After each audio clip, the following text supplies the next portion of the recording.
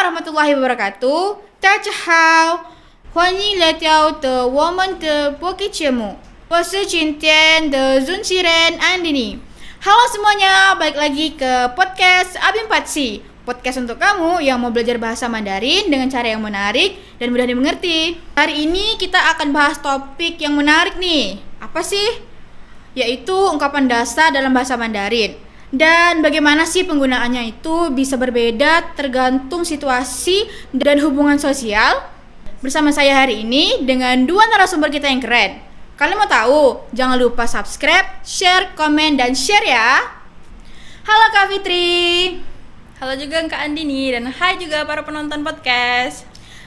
Bagaimana nih kabarnya Kak Fitri?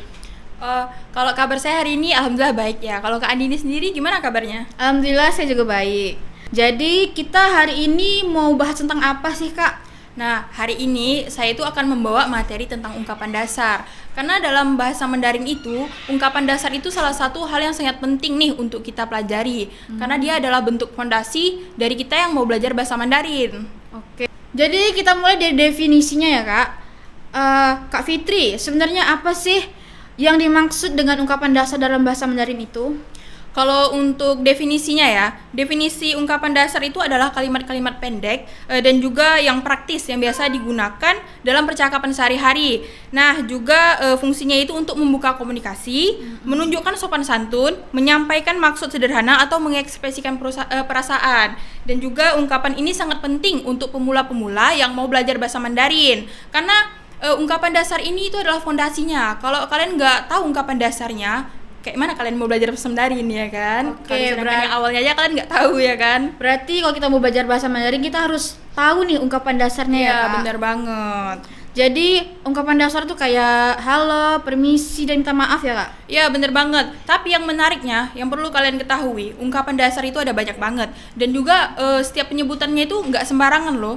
Ada juga yang penggunaannya itu sangat tergantung sama konteks sosial dan budaya. Jadi nggak bisa sembarangan kita pakai kayak kalau kita tahu kayak yang orang-orang sebut cari di Google, searching kan, nah terus dia sebut ke temannya, itu kadang yang di Google itu nggak semuanya benar, kadang ada juga penyebutannya itu khusus untuk orang tua atau yang lebih muda kayak gitu. Jadi kita nggak bisa nyari internet sembarangan ya Kak? Iya bener banget. Jadi kita harus belajar sama yang ahlinya. Bener banget.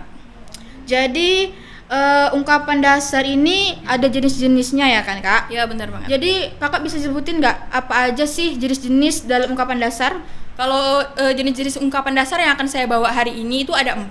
Yang pertama itu ada sapaan dan pertanyaan kabar. Yang kedua ada permintaan maaf atau permisi. Dan juga ada ucapan terima kasih nih sama tanggapan. Dan yang terakhir itu ada perpisahan sama penutup. Oke, jadi contoh dalam sapaan dan pertanyaan kabar nih apa sih Kak? Kalau misalnya contoh sapaan dan tanya kabar itu kalau yang untuk bahasa yang saya bawa ini udah agak umum ya. Karena rata-rata para teman-teman rekan-rekan seumuran kita atau masyarakat sekarang itu juga udah tahu nih. Apalagi sekarang tuh udah tren di kalangan kita itu kebanyakan